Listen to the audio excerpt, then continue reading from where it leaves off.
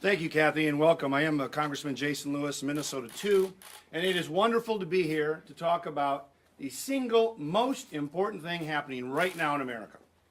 But enough about the Minnesota Vikings and the playoff game on Sunday. Let's talk a little bit about tax reform.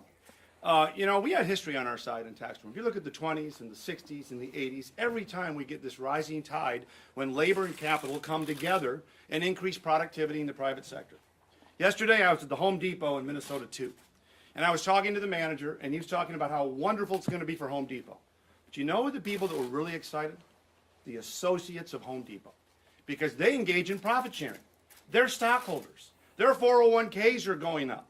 You know, in the tax bill, we also even the balance between equity financing and debt financing. They're going to get more share of ownership in this opportunity society. That's what we've done with this tax bill, and that's why the folks at Home Depot were excited.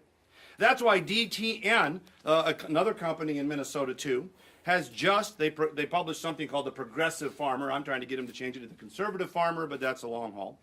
But nevertheless, the Progressive Farmer publisher just gave a $1,000 bonus to 700 employees right there in Minnesota too.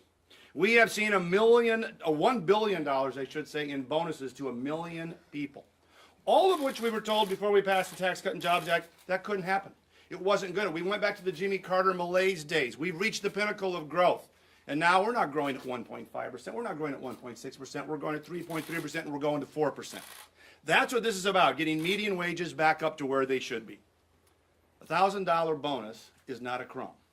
And in Minnesota, too, the average family will get a tax relief cut of $3,800. What is that, 3.5 crumbs?